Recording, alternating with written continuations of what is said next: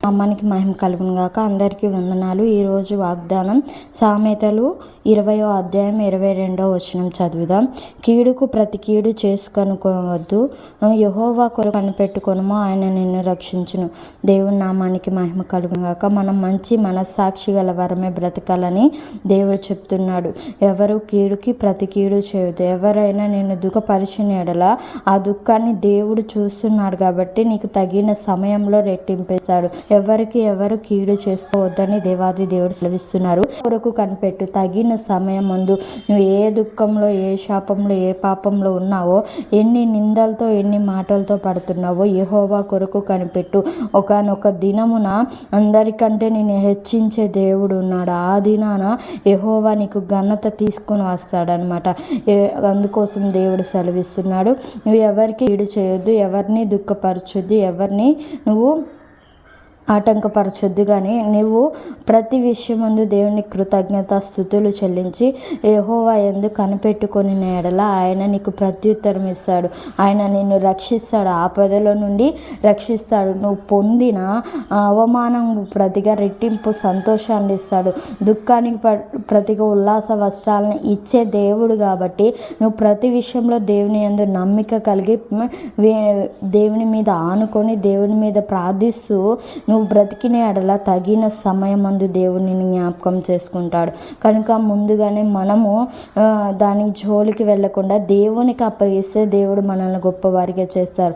ఏ విషయంలో కూడా మన హృదయం పరిశుద్ధంగా, శుద్ధమైనదిగా, అన్ని విషయాల్లో మేలు కలిగినదిగా ఉండవాలి. అప్పుడు ఉన్నప్పుడే దేవుడు మన పట్ల కార్యం జరిగిస్తాడనమాట. మనం కూడా ఈర్ష, వేదన ఏది పెట్టుకున్నా దానికి సమాధానం, శాంతి ఉండదు. కనుక ప్రతి విషయంలో మేలుకరంగా ఉండాలని, ప్రతి విషయంలో సంతోష సమాధానాలు గలవారే నువ్వు ఉండాలని, ఎవరు ఏదన్నా శాంతి సమాధానంతో దేవుని యొద్దకు వచ్చినప్పుడు దేవుడు నిన్ను చూచి దానికి రెట్టింపు బహుమానం ఇస్తాడనమాట. అందుకోసమే యెహోవా కొరకు కనిపెట్టుకొనుండు.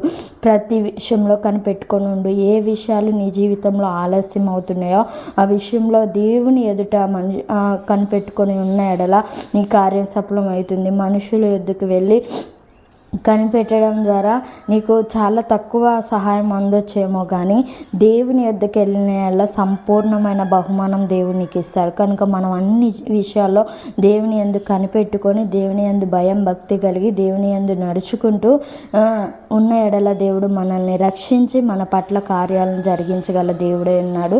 దేవుడు ఈ వాగ్దానం దీవించును గాక. ప్రార్థించుకుందాం. స్తోత్రములు తండ్రి, మహాగణుడివైన నా యేసయ్య, ప్రేమ నమ్మకమైన దేవుడివయ్యా. అవును ప్రభా, ఎన్ని పోరాటాలైనా, శ్రమల వైపైనా నీ వైపు చూసే బిడ్డలకి ప్రభా నువ్వు న్యాయం తీర్చే దేవుడివయ్యా. సంతోషాన్ని, అధిక సంతోషాన్ని ఇచ్చే దేవుడివయ్యా.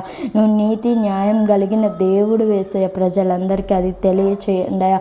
నీ ఆత్మబలంతో నింపి ఆశీర్వదించి అభిషేకించి వాడుకోండి ప్రభా.